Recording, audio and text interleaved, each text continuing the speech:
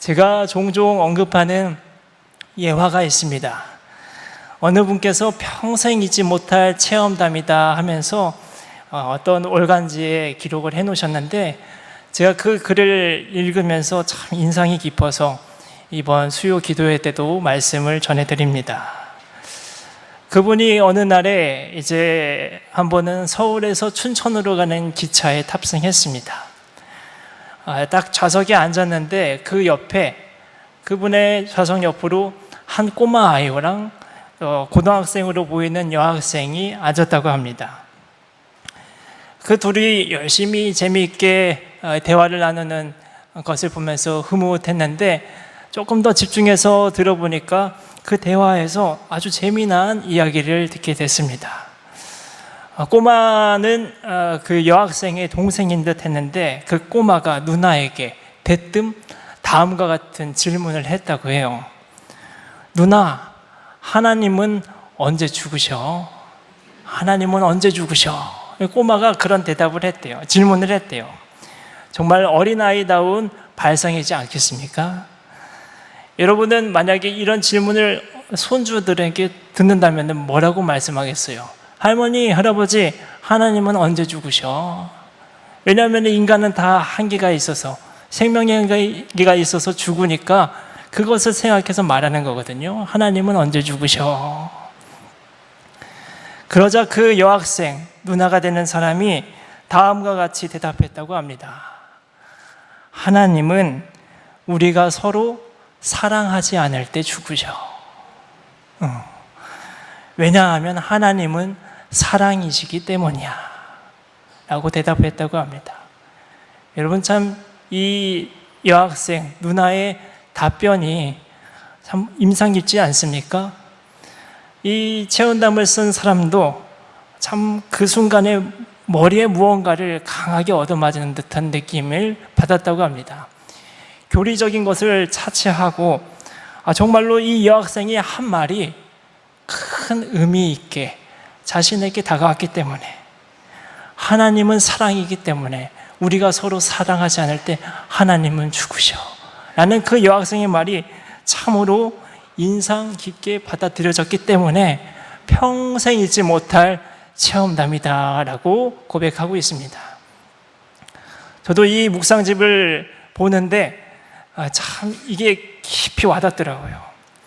우리가 정말로 서로 사랑하지 않고 미워할 때 하나님께서는 깊은 상심에 빠질 것만 같은 상상이 들어가지고, 그만큼 우리가 서로 사랑하는 게 얼마나 중요하고 가치가 있고 필수적인 것인지 이 묵상집을 보면서 절실히 깨달았습니다. 실제로 우리 예수님도 이 세상 가운데 성육신에서 오셔가지고 하나님의 사랑을 많이 말씀하시고 행동하셨습니다. 특히 오늘 본문 성경인 이 요한복음에는 사랑에 대해서 예수님이 많이 말씀하세요. 우리도 잘 기억하고 있습니다. 13장, 요한복음 13장 1절에서는 예수님이 세상에 있는 자기 사람들을 사랑하실 때 언제까지? 끝까지 사랑하신다 라고 얘기를 하고 있고, 또 요한복음 15장으로 넘어가면은 내가 너희에게 계명을 한 가지 줄 터인데 그것은 뭐라고 그래요? 내가 너희를 사랑한 것 같이 너희도 어떻게 하라고? 서로 사랑하라. 이 단 한 가지 계명을 너에게 준다라고 말씀하십니다. 이 말씀은 마치 주님의 십자가의 사랑이 드러나는 곳에 우리 주님이 계신다라는 것으로 저는 또 받아들여지기도 합니다. 이처럼 사랑 가득하신 우리 주님께서 우리가 하나님의 성품과 같이 서로를 늘 사랑하시기를 바라십니다. 사랑을 통해 주님이 살아 역사하심을, 내 옆에 계심을 경험하고, 사랑을 통해 하나님의 뜻을 내 삶과 사회에 이루어갈 수 있기를 원하고 계신다는 겁니다. 특별히 오늘 저는 이 사랑이, 하나님의 이 사랑이 세상의 속박과 죄로부터 우리를 자유롭게 한다는 말을 요점 삼아서 말씀을 전하고 싶습니다. 먼저 빅토르 위고의 소설 레 미제라블이라는 소설을 우리가 잘 알고 있습니다. 그리고 이 소설의 주인공은 익히 들어본 장발장이 이 소설의 주인공입니다. 어느 겨울날이었습니다. 과부가 된 장발장의 누이가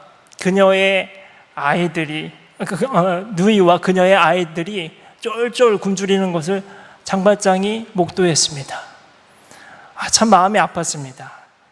자기의 이 사촌들이, 이 조카들이 굶어 죽어갈 수밖에 없는 이 형편이 참으로 애석하기도 하고, 이를 가만두고 볼 수는 없어서 일을 구하고자 나갔습니다.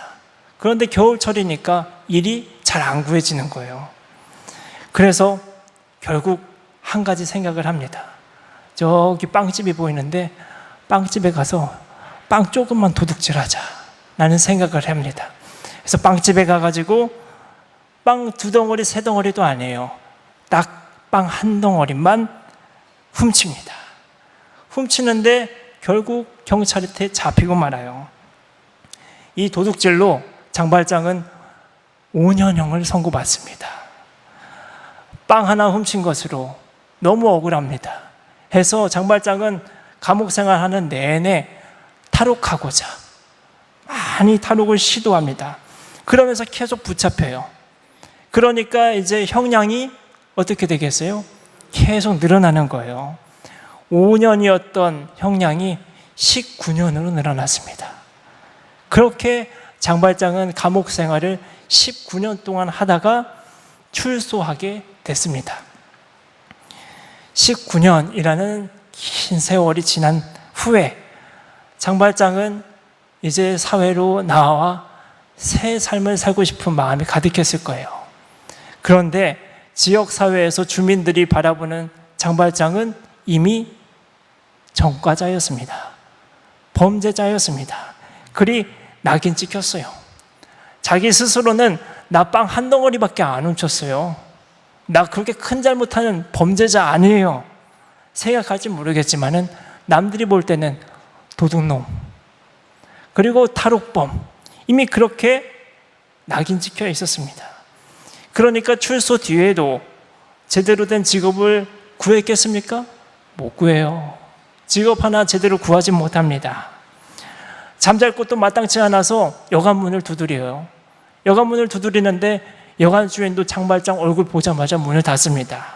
여관에서도 그를 받아주지가 않습니다. 이 지역사회가 온통 장발장을 소외시키고 있는 겁니다. 마지막 동아줄이다 라고 생각하고 이제 장발장이 그 지역의 주교인 미리엘 주교에게 찾아갑니다. 그 관저에 가서 똑똑똑 문을 두드린 거예요. 그런데 이 미리엘 주교는 여타 다른 사람들과는 달리 장발장을 환대합니다. 어서 들어오세요. 어서 들어오세요. 아무런 선입견 없이 그를 환대해 줍니다. 집 안으로 들이고 밥도 차려서 먹여줍니다. 장발장은 감동했습니다. 야, 내가 이렇게 사람 대접을 여기서 받는구나 하고 이제 저녁 무렵에 잠을 청하는데 이 장발장이 아무쪼록 19년간 죄인으로 지냈잖아요. 이 습성이, 이 죄성이 어디 가지 못하는 겁니다. 그날 밤 장발장의 눈에 들어온 게 있었어요. 주교의 관저에서 보이는 은식기, 은수저, 이런 보물들이 눈에 들어오는 거예요. 그러니까 이 보물에 대한 마음의 유혹이 생깁니다. 해서 은혜를 나몰라라 하고 주교의 집에 있었던 은수저와 은식기를 모두 훔쳐서 도망을 가버립니다. 그런데 얼마 못 가서 결국 장발장이 경찰에게 잡힙니다. 그리고 경찰은 장발장을 데리고 조사를 하기 위해서 주교의 관저로 끌고 옵니다. 그러면서 경찰들이 주교에게 묻습니다. 주교님, 이 물건 주교님 거죠? 이놈 장발장이 이거 훔쳤더라고요. 아주 나쁜 놈입니다. 나쁜 놈. 이에 주교는 어떻게 대답했을까요? 이런 대답을 했습니다. 그는 제 물건을 훔친 게 아닙니다. 그 식기는, 은수저는 제가 그에게 준 겁니다. 이 얘기에 장발장이 어안이 벙벙합니다. 은혜를 모르고 도둑질한 자신을 나무라도 모자랄 판에 죄를 묻지 않고 자신을 감싸주는 주교의 그 사랑 어린 모습에 적잖이 감동을 받은 겁니다. 당황을 한 거예요. 그런데 그 순간에 주교가 또 한 번 장발장에게 무언가를 갖고 와서 손 위에다가 들려줍니다. 그것은 은촛대 2개였어요.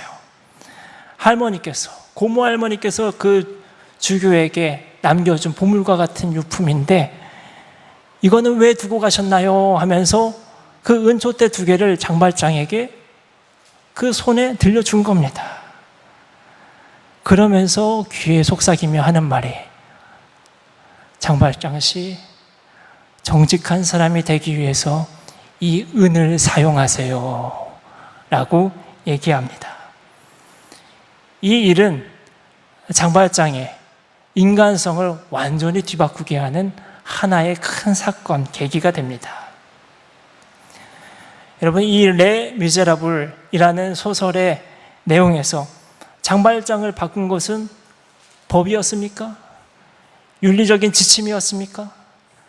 아니었습니다. 19년간 감옥살이를 해도 법적으로 그리 형량이 정해져서 19년간 감옥살이를 해도 갱생되지 않았던 장발장이었습니다. 출소하고서도 장발장은 자기 자신을 사회법 아래에 두고 사는 사람이 아니었습니다. 그런데 그런 장발장이 바뀐 겁니다. 그를 인간으로 이해하고 인간으로 존중하고 받아들여준 미리엘 주교의 그 사랑이 장발장의 인간성을 바꾼 겁니다. 법도 가로막지 못했던 사람을, 죄의 굴레와 세상에 대한 증오에서 벗어나지 못하고 있었던 그 사람을 자유롭게 했던 것, 그것은 사랑이었습니다. 법도 아니요, 윤리도 아니요, 사랑이었습니다. 이 장발장 이야기와 비슷한 내용이 오늘 우리가 본 성경 본문에 나오는 겁니다. 당시 예수님의 눈에 유대 사회는 병든 사회처럼 느껴졌습니다. 사랑도 없어 보이고 하나님도 없어 보입니다. 사람마다 온통 율법과 전통만을 내세우면서 진리의 거칠에만 할 뿐 실속이 없는, 사랑도 없는, 동정도 없는 그런 병든 사회처럼 느껴졌습니다. 그래서 주님은 이 사회에 어쩌면 이 복음이라는 하나님의 사랑을 잘 심어내고자 노력했는지 몰라요. 그래서 새벽녘마다 감난산에 가서 기도하셨습니다. 오늘 본문에서도 예수님께서는 감난산에서 새벽녘에 기도하시고 이른 아침에 성전으로 내려오십니다. 아, 예수가 내려왔구나. 그를 알아본 사람들이 이제 예수님 곁으로 하나둘 모여듭니다. 그렇게 둘러싸인 무리들은 오늘 예수님이 우리에게 어떠한 가르침을 줄까? 어떠한 기적을 베푸실까? 저마다 가지고 있는 다양한 기대와 목적을 가지고 예수님 옆에 서 있습니다. 그런데 그때 무리 바깥에서 서서히 크게 들려오는 소리가 있습니다. 바리새인과 서기관들이 누구를, 어느 여인을 멱살을 잡고서 이끌고 오는 그러한 모습이 오늘 본문에 담겨 있습니다. 예수님도 이들을 본 적이 있습니다. 무슨 일로 예수를 고발할까? 그 구실을 찾고 있었던 바리새인과 서기관들입니다. 늘 예수님 주위를 맴맴 돌았던 그 사람들이었기 때문에 잘 알고 있었습니다. 그런데 지금 이 사람들이 보아하니 무언가 건수 하나 건졌습니다. 혐오스러운 표정을 짓고서 씩씩거리면서, 이 여자는 음행 중에 있었던 사람입니다. 아주 범죄자예요, 범죄자. 율법을 어긴 여자입니다. 소리치면서 질질 끌고서 광장으로 사람들 가운데에 떡하니 세운 겁니다. 그러면 그 가운데의 주인공 예수님을 가리키면서 선생이요, 선생이요. 이 여자가 간음하다가 현장에서 잡혔는데요. 모세는 율법에 말하기로 간음한 여자는 어떻게 하라고? 돌로 쳐서 죽이라고 명했습니다. 그런데 선생님은 뭐라고 말하겠습니까? 하면서 아주 곤혹스러운 질문을 던집니다. 이 여인은 누가 봐도 잘못한 사람이었습니다. 제자들도 예수님을 추종했던 유대인들도 이 사람은 정말로 잘못을 저지른 사람들이었기 때문에 함부로 나서지를 못합니다. 어느 누군가는 이미 돌을 들었습니다. 율법대로 심판의 결과를 행하기 위해서 돌을 들었습니다. 이런 분위기에 바리새인들도 아주 흥겨웠을 겁니다. 드디어 예수에게 한 방 먹이는구나 하는 생각에 흥겨웠을 거예요. 그때 우리 주님께서 오늘 본문 모습을 보면 8절에 몸을 굽혀서 땅에다가 무언가를 손가락으로 슥슥 쓰십니다. 무슨 내용인지는 모르겠지만 조용히 무언가를 땅에다가 쓰시고는 다시 일어나서 차분하게 그들에게 대답하시기로 무엇라 말씀하십니까? 너희 중에 죄 없는 자가 먼저 이 여자를 돌로 쳐라. 죄 없는 자 있다면은 그 사람이 돌로 쳐라. 이 한마디, 단 한마디만 말합니다. 그러니까 그 무리 안에서 아무런 소음이 안 납니다. 정적이 흘러요. 사람들은 멋쩍은 표정으로 어쩌지 주춤하면서 각자 얼굴들만 쳐다보기 바쁩니다. 그리고 자신들의 과거도 떠올려 봤을 거예요. 나도 사실 숨기고 있었지 저런 죄 있는데 하면서 말입니다. 그러니까 양심의 가책을 느낀 사람들이 이제 하나 둘 돌을 제자리에 내려놓고 그 무리 곁을 떠나서 자기 갈 길을 갑니다. 바리새인과 서기관 고발하고 나섰던 그 둘도 떠납니다. 그리고 이제 그 자리에는 누구만 남습니까? 예수님과 간음했던 여인 이 둘만 남았습니다. 그때 이제 나지막하게 우리 주님이 그 여인에게 묻습니다. 여자요, 너를 고발했던 사람들이 다 어디 갔느냐? 여자가 말하기를 선생님 없나이다. 한숨 돌리고 이제 나 살았다 하면서 없나이다 얘기합니다. 그러니까 주님께서 이제는 평온한 상태에 있는 그녀에게 한마디 마지막으로 덧붙입니다. 나도 그들처럼 너의 죄를 묻지 않겠다. 가거라. 다시 가서 죄를 짓지 말거라. 라고 얘기합니다. 여러분, 이 예수님의 행동은 우리가 익히 알고 있는 사랑을 실천하신 겁니다. 율법으로, 원칙적으로 그의 상응한 보응을 하지 않고, 응답을 하지 않고 그녀에게 자비를 베푸시며 용서를 베푸시며 사랑을 실천한 겁니다. 바리새인과 서기관들이 마음씨가 아주 못되고 또 꼴불견이긴 하지만은 아무 잘못 없는 여인 끌고 온 거 아니었습니다. 이 여인은 정말 윤리적으로 죄를 지었습니다. 율법도 어긴 죄인이 분명합니다. 예수님도 이것을 잘 알았습니다. 해서 고민 좀 했을 거예요. 예수님도 이 율법대로 처신하는 것이 맞을까? 이런 고민했을 겁니다. 그러나 예수님은 종국적으로 선택한 것은 사랑이었습니다. 사랑이었습니다. 법이 바꾸지 못하는 사람을 바꿀 수 있는 것, 하나님의 사랑, 그것은 하나님의 사랑뿐이지. 그것을 아셨기 때문에 사랑을 선택한 겁니다. 사람이 짓고 있는 그 죄로부터 자유함을 줄 수 있는 것, 사랑이지. 세상이 편견으로부터 자유로움을 얻을 수 있는 것, 사랑이지. 새 사람이 될 수 있는 것, 새 사람이 될 수 있게 만드는 것, 사랑이지. 사랑. 하나님의 사랑뿐이지. 예수님은 그것을 잘 알고 있었기 때문에 그것을 위해서 이 세상에 오셨기 때문에 사랑을 선택해서 그 여인을 구하시고 새 삶을 살 수 있도록 인도하신 겁니다. 바리새인과 서기관들 눈에는 그 여인은 예수님을 책잡기 위한 하나의 구실 수단으로밖에 안 보였습니다. 그냥 하나의 물건이에요, 물건. 예수님을 어떻게든 잡기 위해서. 그러나 예수님은 사랑을 품고 있으니까 그 여인이 수단으로 보이지 않습니다. 뭘로 보입니까? 사람으로 보입니다.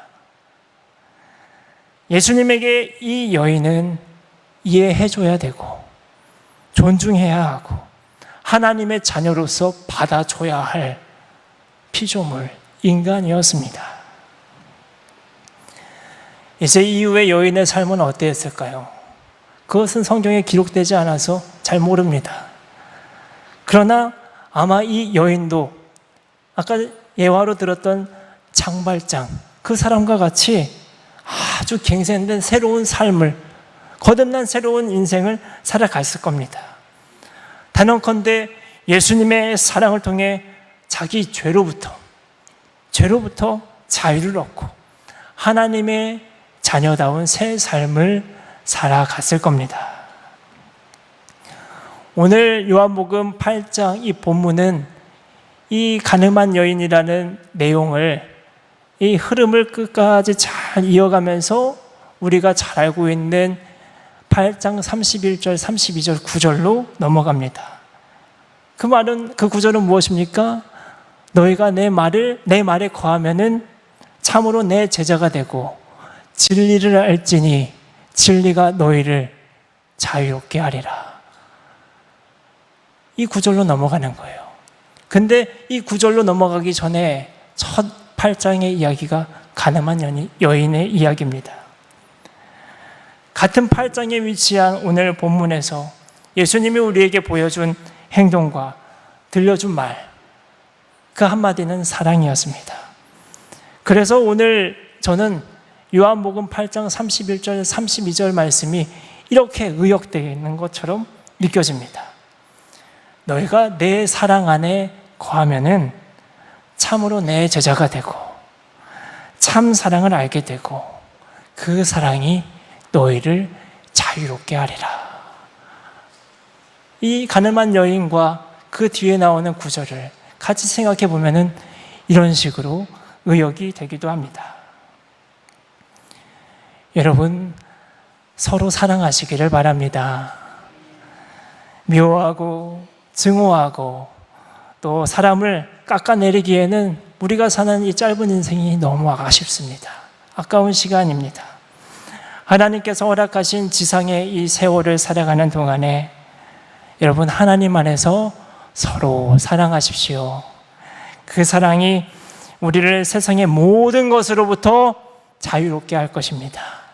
하나님께서 하나님의 속성인 사랑으로 살아가는 모든 이들에게 주님의 진리를 알게 하시고 주님의 자유 안에서 평온한 지상생활을 할 수 있도록 인도하실 겁니다. 사랑하시기를 바랍니다. 기도하겠습니다. 좋으신 하나님 아버지, 오늘 요한복음 말씀을 통해서 서로 사랑하라 라는 귀한 메시지를 주셨습니다. 또한 요한일서에서는 사랑하는 자들아 우리가 서로 사랑하자. 사람은 하나님께 속한 것이니 사랑하는 자마다 하나님으로부터 나서 하나님을 알고 사랑하지 아니하는 자는 하나님을 알지 못하나니 이는 하나님은 사랑이시니라 라고 말씀해 주셨습니다. 우리 주님의 안에서 흘러나온 그 사랑을 충분히 경험하길 원합니다. 경험하고 우리도 이웃에게, 내 가족에게, 또 교인들에게 주님의 그 사랑을 전하고 흘려보내는 인생이 되길 원합니다. 그 사랑 안에 거하게 하시고 그 사랑을 통해서 하나님을 바라보게 하시고 만나게 하시고 그리고 주님과 함께 우리 서로가 사랑과 아름다운 인생을 살아갈 수 있는 하루하루를 보낼 수 있도록 주여 함께하여 주시옵소서. 주님의 사랑으로부터 우리가 자유함을 얻을 것을 믿사오며 우리 주 예수 그리스도의 이름으로 기도드립니다. 아멘.